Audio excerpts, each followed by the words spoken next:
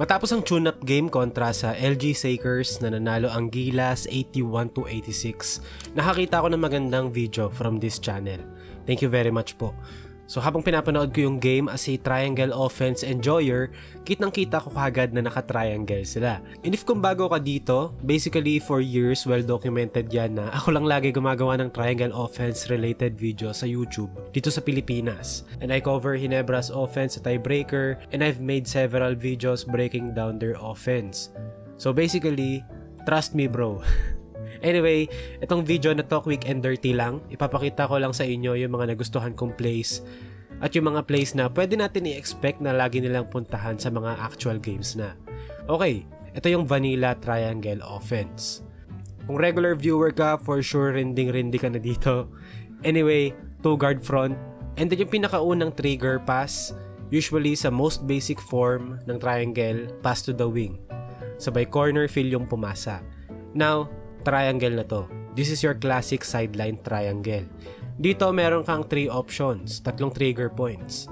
Pass to the corner, pass to the post, pass to the top.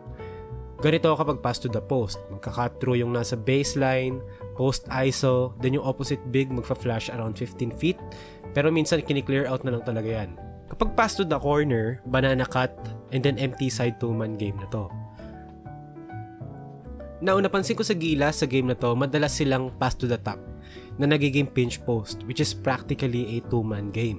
Sa play na to, makikita natin pass to the wing, corner fill, Junmar lineup deployment, pass to the top kay Brownlee, pinch post si Oftana, cut through si Brownlee. Now, ang help side ng kalaban ay yung low man, leaving the opposite big open para sa putback. Dito again, pass to the wing, line of deployment si Kwame, pass to the top. Ngayon aggressive na yung defense, trying to deny the entry pass. Ginawa ni Japet, nag-slip siya, backdoor. Again, help side is the low man, open yung opposite big na si Kwame. Ngayon, kung yung pass to the top naman yung i-deny ng kalaban, ang tawag dito ay blind pig. Pressure release to. And as we can see, walang palya, open na naman yung opposite big sa extra pass after nung drive ni Perez. And this is why teams often clear out their corners. Kasi yung weak side corner defender mo, dapat ready siyang saluhin yung big man kapag nag-trap the box. And another play na nakita kong ginawa nila para makapunta agad sa empty ay pass to the wing, UCLA cut from Scotty para ma-clear out yung isang side, and then ball screen para kay Brownlee. Maiba naman tayo, pass to the post. Kapag may favorable matchup si Junmar sa ilalim, we can go full 1990s. And ang maganda kasi rito is kahit na post-isolation siya, mahirap magpadala ng help kasi constant movement, kumakat yung players and hindi nakatayo lang. So sa game na to, nakashoot ng 33 field goals ang Gilas, 24 ang assisted.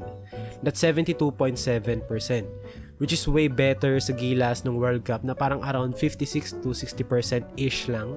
Yung 72% nasa wheelhouse ng Ginebra offense yan kasi last year nag-average ang Ginebra ng 70.1%. So ayun, in short, maganda ball movement and nagbabasketball sila.